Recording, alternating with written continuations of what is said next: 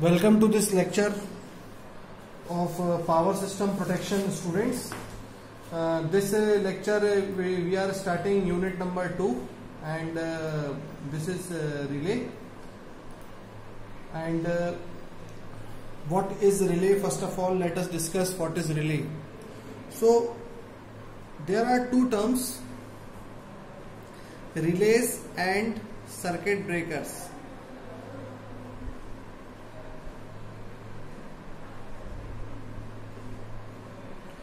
There are two terms, relays and circuit breakers, which comes together. अब relay क्या होता है वो मैं आपको पहले हिंदी में अच्छे से समझाता हूँ। बेटा रिले की अगर मैं डेफिनेशन बोलूँ तो what is a relay? Relay is a device which senses any abnormal activity. A device which senses any abnormal activity. Abnormal activity का मतलब क्या हो सकता है? फॉल्ट। फॉर एग्जाम्पल के तौर पे ह्यूमन बॉडी के लिए हम एक एग्जाम्पल ले सकते हैं। ह्यूमन बॉडी में आंखें, आईज, अगर हमारे ऊपर कोई खतरा मंडराएगा तो आंखें सबसे पहले सेंस करेंगी, टंग सेंस करेगी, और ये सब सेंस करने के बाद क्या करेंगे? ये सब सेंस करने के बाद हमारी बॉडी को प्रोटेक्ट करने के लिए हमारे ब्रेन को सिग्नल भेजेंगे कि अब एक मुसीबत आ रही है, आप अपने आप को प्रोटेक्ट कीजिए। यही होगा कि नहीं होगा? है ना? तो relay is an electrical operated switch भी कह सकते हैं, device which senses any abnormal activity. Example के तौर पे ये हो गया like what eyes do, what tongue do. तो और क्या करता है रिले? रिले एक ऐसे किसी कंट्रोल सर्किट में यूज किया जाएगा। ये तो फर्स्ट पॉइंट हो गया। रिले की जो थ्योरी है वो थ्योरी हम प्रेजेंटेशन के फॉर्म में रीड करेंगे, पढ़ेंगे जब मैं अपने कंप्यूटर पे वीडियो बनाऊंगा। अभी मैं आपको समझाने के लिए ये काम कर रहा हूँ, ठीक है? ये हमारा फर्स्ट लेक्चर है यूनिट नंबर 2 का। तो I have made my own diagram. अभी इस डायग्राम को देखते हैं। This is a relay and circuit breaker diagram. ये डायग्राम को मैं आपको समझाऊं इससे पहले इसमें पूरा का पूरा कॉन्सेप्ट आपको समझ में आ जाएगा। स्टूडेंट्स, ये एक ट्रांसमिशन लाइन ली है मैंने, सिंपल ट्रांसमिशन लाइन। अब इस ट्रांसमिशन लाइन में करंट फ्लो हो रहा है। This is a current which is flowing in the transmission line, कहीं जा रहा है। ओके, अब कहां से आ रहा होगा ये करंट? हमने देखा जनरेटर्स, फिर होगा हमारे पास जितना स्पेस है मैं इसलिए ऐसे कर देता हूं, ट्रांसफॉर्मर्स, और फिर फाइनली ऐसे जा रहा होगा। तो अब हमें करना क्या होगा इसमें? हमें ये है, इसमें ये चीज समझनी है कि हम क्या करते हैं कि जब भी कोई ट्रांसमिशन लाइन में करंट जा रहा होता है तो हमें मालूम है बीच में फॉल्ट आ सकता है, और अगर फॉल्ट आया तो वो एक एब्रप्ट बहुत ज्यादा तेज करंट इस लाइन में आ जाएगा, जिसकी वजह से हमारी पूरी की पूरी जो ट्रांसमिशन लाइन का में से जो करंट एकदम फ्लो होगा वो यहाँ आसपास रखे सर्किट ब्रेकर्स और दूसरे इक्विपमेंट्स को डैमेज कर सकता है।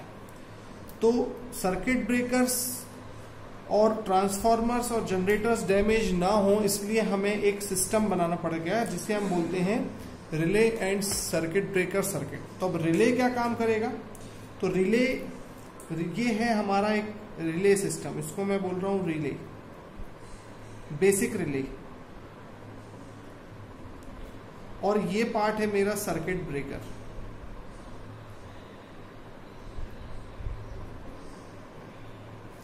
ये कैसे काम करेगा वो हम समझते हैं। जो रिले होता है, ये रिले, ये वाला जो पार्ट है, ये वाला जो सर्किट है, ये जो रिले है, ये रिले इंफॉर्मेशन पास करेगा किसको? सर्किट ब्रेकर को, कि तुम सर्किट ब्रेकर, तुम ये जो करंट है जो इस ट्रांसमिशन लाइन में जा रहा है कहीं ना कहीं, ये एकदम अपने नॉर्मल वैल्यू से ज़्यादा हो गया है। और कोई भी नॉर्मल वैल्यू से करंट, ये जो करंट आई है इसकी एक डिजायर्ड वैल्यू है, डिजायर्ड वैल्यू,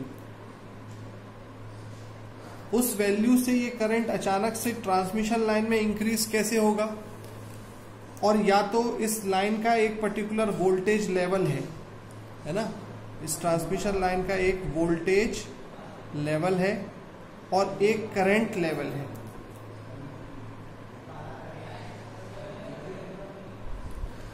अब अगर करंट लेवल अपने ओरिजिनल वैल्यू से इंक्रीज हो रहा है या वोल्टेज लेवल अपने ओरिजिनल वैल्यू से इंक्रीज हो रहा है, तो इस बात को हम समझेंगे ना कि कहीं ना कहीं करंट या वोल्टेज लेवल इंक्रीज हो रहा है, इसका मतलब there is a presence of fault. Fault means, fault का मीनिंग क्या था? Fault means an increase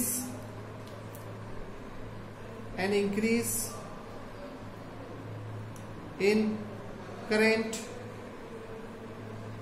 or voltage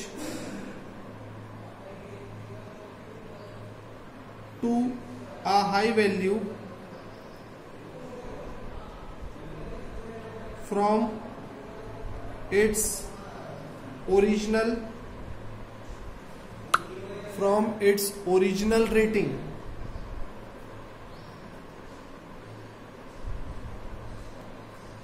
fault का तो यही मतलब होगा ना कि अपनी ओरिजिनल रेटिंग से करंट या वोल्टेज अगर इंक्रीज हो जाए तो ये फॉल्ट है। तो फॉल्ट को ही तो प्रोटेक्ट करना है, तो हम फॉल्ट को तो नाम से तो पहचानेंगे नहीं, हम ट्रांसमिशन लाइन में ये पता जरूर कर लेंगे कि क्या करंट बढ़ा या वोल्टेज बढ़ा। तो अब अगर करंट बढ़ गया है इस पॉइंट पर, तो हमने देखो पूरी की पूरी जो तार है ना, उसको ट्रांसमिशन लाइन का जो वायर है ना, उसको बिल्कुल सीधा सीधा ऐसा नहीं एक कंप्लीट वायर के फॉर्म में बिछाया हुआ है, ऐसा नहीं है। हमने उसको कहीं एक जगह पर उसमें ऐसा होल कर रखा है, ऐसे ये ऐसा एक कनेक्टर लगा रखे हैं, इस टाइप के दो कॉन्टैक्ट्स लगा रखे हैं और इन दो कॉन्टैक्ट को कनेक्ट कर दिया है एक प्लंजर से। This is a plunger. ऐसा हमने क्यों किया है? ताकि जब भी करंट यहां से पास हो रहा है, बहुत ज्यादा करंट जब पास हो रहा है, तो ये जो प्लंजर है, अगर हम किसी ताकत की मदद से इस प्लंजर को पीछे खींच दें, अगर हम इसको पीछे खींचने में कामयाब हो जाएं, तो ये प्लंजर ऐसे नीचे आ जाएगा कि नहीं आ जाएगा? ये प्लंजर नीचे आ जाएगा, इसकी लोकेशन। तो ये दोनों कॉन्टैक्ट्स के बीच में डिस्कनेक्शन हो जाएगा, और अगर ये दोनों कॉन्टैक्ट्स के बीच में डिस्कनेक्शन हो जाएगा तो क्या होगा? करंट जो यहां से इस जगह जा रहा है वो ओपन सर्किट हो जाएगा, तो करंट यहां से यहां नहीं जा पाएगा। तो यही तो काम है। लेकिन सही समय पर इस प्लंजर को, बिल्कुल सही समय पर, ये जो कनेक्टेड प्लंजर है, ये जो अभी फिलहाल कनेक्टेड है, इस प्लंजर को सही समय पर खींचेगा कौन खींचेगा? तो इसको खींचने का काम एक कैसे करेंगे वो हमें समझना होगा। अभी हम क्या करेंगे, हम देख रहे हैं यहां से करंट जा रहा है एक नॉर्मल वैल्यूज पे, हमने यहां पर एक करंट ट्रांसफार्मर रखा है। करंट ट्रांसफार्मर का काम क्या होता है? To check the reading of current, to check current reading. तो क्या होगा? करंट ट्रांसफार्मर कंटिन्यूअसली इस जगह पे ट्रांसमिशन लाइन में कितना करंट जा रहा है वो मॉनिटर कर रहा है। एक वैल्यू से अधिक जब इस करंट की वैल्यू ज्यादा हो जाएगी तो ये करंट ट्रांसफार्मर क्या करेगा? ये करंट ट्रांसफार्मर अपने अंदर से ओवर करंट फ्लो कराएगा और इस कॉइल में जब करंट जाएगा तो ये वाला स्मॉल प्लंजर कनेक्ट हो जाएगा नीचे। जैसे ये कनेक्ट होगा, मैंने इसको थोड़ा सा गलत बना दिया है, यहां एक डीसी सप्लाई होगी, ठीक है। जैसे ये कनेक्ट होगा, अगर ये सर्किट कंप्लीट होगा तो डीसी सर्किट से एक बहुत ज्यादा हाई पावर बैटरी है ये, तो डीसी सर्किट से एक बहुत ज्यादा हाई पावर करंट फ्लो होगा। जैसे ही डीसी इस जगह पे पहुंचेगा तो ये कॉइल एक चुंबक बन जाएगा और ये चुंबक इस पूरे के पूरे प्लंजर को अपनी तरफ अट्रैक्ट कर लेगा। आपको बात समझ में आई? यानी कि हमें सिर्फ इतना करना है कि अगर हम इस सर्किट को कंप्लीट करवा दें तो ये ओपन हो जाएगा।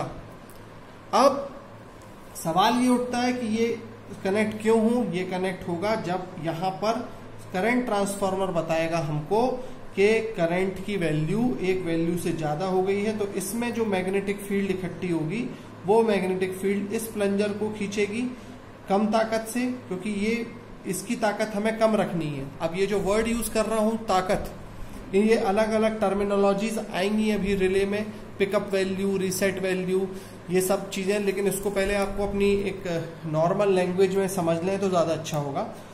और जैसे ये एक अब हर समय तो ऐसा नहीं, अब थोड़ा सा ही करंट 1 सेकंड के लिए इंक्रीज हुआ, थोड़ी देर के लिए करंट इंक्रीज हुआ जो कि हमारे सिस्टम के लिए हानिकारक नहीं है, और ये ओपन हो जाए क्लोज हो जाए, बार बार ओपन क्लोज हो तो भी सिस्टम में बहुत ज्यादा फॉल्टीनेस आ सकती है। इस वजह से हम क्या करेंगे, हमें ये समझना जरूरी है कि कुछ वैल्यूज, कुछ रिले की डीप स्टडी करनी पड़ेगी, कुछ सेटिंग करनी पड़ेगी जिसको हम प्लग सेटिंग मल्टीप्लायर कहते हैं या टाइम सेटिंग कहते हैं, जिसकी वजह से जब वाकई में फॉल्ट आएगा तभी ये कनेक्शन होगा, ये वाला जो circuit breaker current transformer relay को बताएगा, और रिले क्या करेगा, यहाँ पे एक मैग्नेटिक फील्ड क्रिएट करके प्लंजर को खींच लेगा। एक बात तो ये हो गई। अब इसमें एक अच्छा क्वेश्चन ये आता है, कई बार मेरे से भी पूछा है इंटरव्यू में कि ये डीसी सप्लाई क्यों लिया है, तो आपको मालूम होगा हम एसी सोर्स लेंगे तो ये मैग्नेट तो बनेगा, लेकिन ये फिर ये इसको खींच नहीं पाएगा, क्योंकि मैग्नेटिक जो फील्ड होगी वो नॉर्थ साउथ होगी, तो यहां तो इंडक्शन होने लगेगा। तो we don't want induction, we want here electromagnet जो इसको अपनी तरफ, इस प्लंजर को एकदम से खींचे ताकि ये ओपन सर्किट हो जाए। ऑलराइट, अब सवाल ये उठता है कि ये वाला सेटअप क्या है, तो ये वाला भी बिल्कुल सेम सेटअप है। इसको ओपन करने के लिए हमने 2 ट्रांसफार्मर्स यूज किए हैं, एक करंट ट्रांसफार्मर यूज किया है, एक पोटेंशियल ट्रांसफार्मर जिसको हम पावर ट्रांसफार्मर या वोल्टेज ट्रांसफार्मर भी कहते हैं, वो हमने यहाँ यूज किया है, जो इस ट्रांसमिशन लाइन का वोल्टेज सेंस करेगा, और अल्टीमेटली ये रिले सर्किट करंट और वोल्टेजेस दोनों के लिए हमारे सिस्टम को प्रोटेक्ट करने का काम करेगा।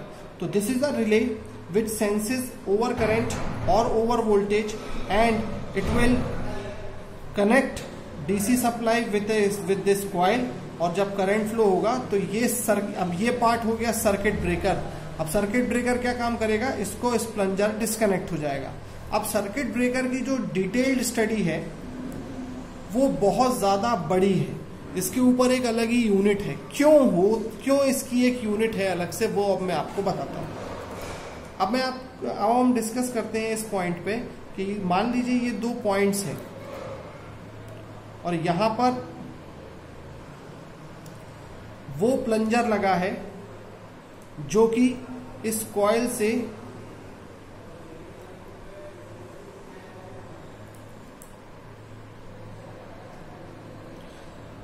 अट्रैक्ट होने वाला है और ये डिस्कनेक्शन होने वाला है। ठीक है, अब यहां पे थाउजेंड्स ऑफ एम्पियर्स करंट है, किलो एम्पियर्स करंट।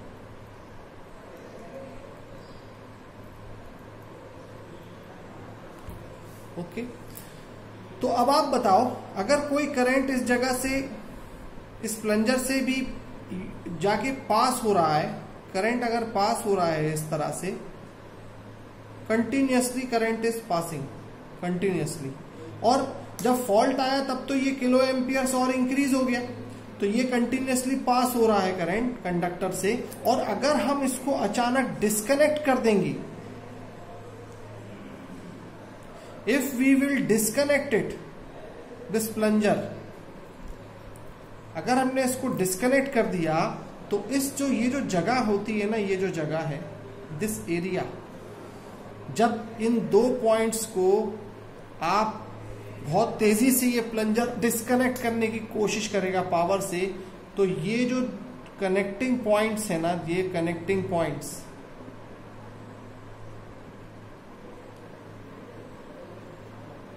ये जल जाएंगे। इनमें जलने का खतरा हो सकता है। क्यों जलने का खतरा हो सकता है? क्योंकि इतना ज्यादा किलो एम्पियर है, अगर इसका डिस्कनेक्शन होगा तो ये कॉन्टैक्ट, ये कॉन्टैक्ट, ये कॉन्टैक्ट, ये कॉन्टैक्ट, ये चारों कॉन्टैक्ट विल बर्न।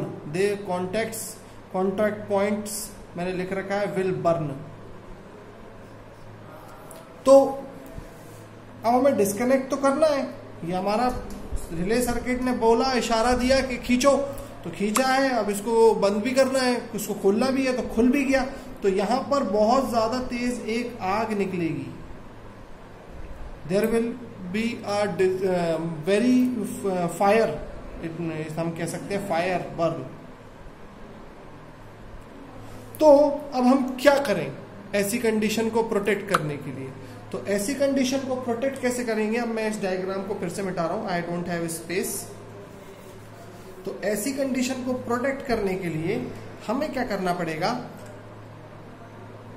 ये जो 2 पॉइंट हैं और ये जो प्लंजर के पॉइंट्स हैं, ये वाले, अब मैं इतना ही डायग्राम बना रहा हूं, आप समझ गए होंगे। इस जगह पर जब बहुत ज्यादा आग होगी तो इस जगह को कैसे बुझाया जा सकता है? आप बताइए मुझे। अगर हम इस बॉक्स को बंद कर दें, इस बॉक्स को हम बंद कर दें और इस बॉक्स में अगर हम कुछ भी करके एक ऐसा इस पूरे बॉक्स स्पेस में अगर हम वैक्यूम क्रिएट करें,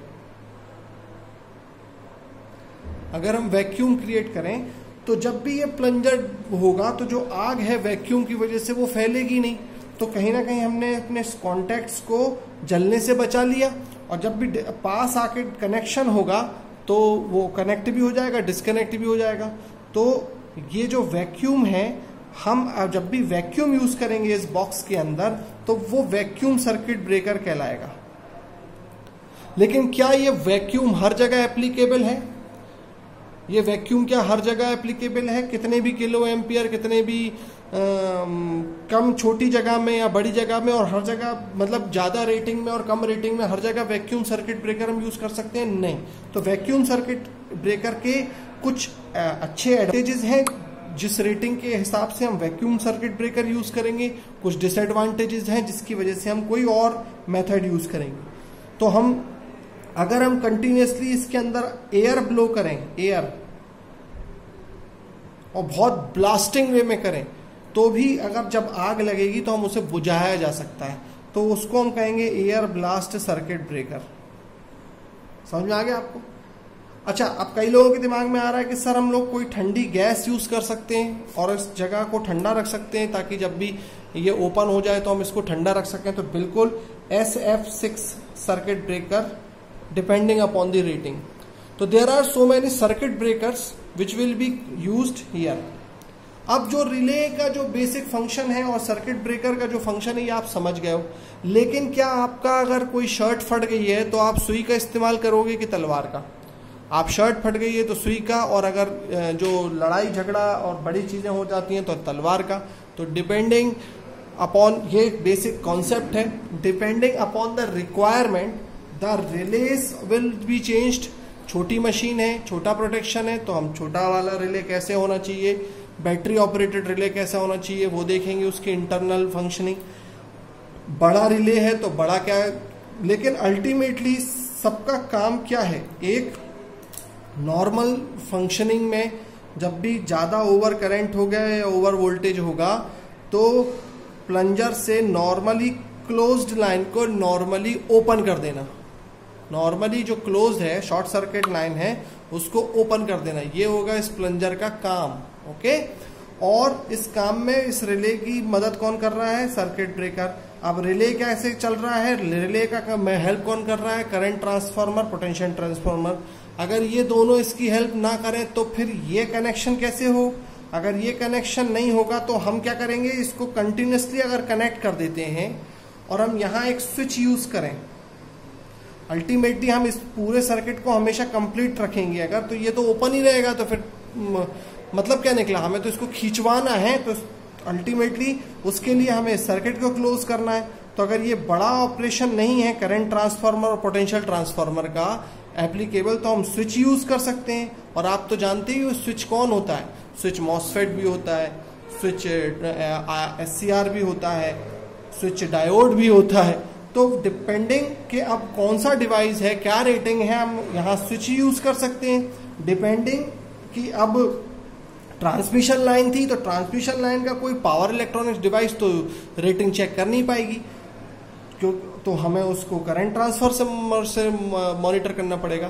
तो कहने का मतलब ये है कि अल्टरनेटर होता है, छोटे छोटे ट्रांसफार्मर, बड़े ट्रांसफार्मर, छोटी मोटर, बड़ी मोटर्स, लोड्स, सब कुछ होता है। इन पूरी डिवाइसेस के लिए अलग अलग ऑपरेशंस होगा रिलेज का और सर्किट ब्रेकर का। लेकिन यूनिट नंबर 2 में we have only relays to study, different types of relays to study. तो अब रिले में क्या क्या नई नई टर्म आ रही है और रिले में क्या क्या उसकी पैरामीटर होना चाहिए, RGB में कैसे क्वेश्चन आते हैं और कितने टाइप के रिले हैं, ये अब मैं आपको थ्योरेटिकली PPT में समझाऊंगा। आई होप कि अभी आपको जो बेसिक जो कॉन्सेप्ट है यूनिट नंबर 2 के रिले का वो आपको समझ में आ गया है। We will meet in the next video. Thank you.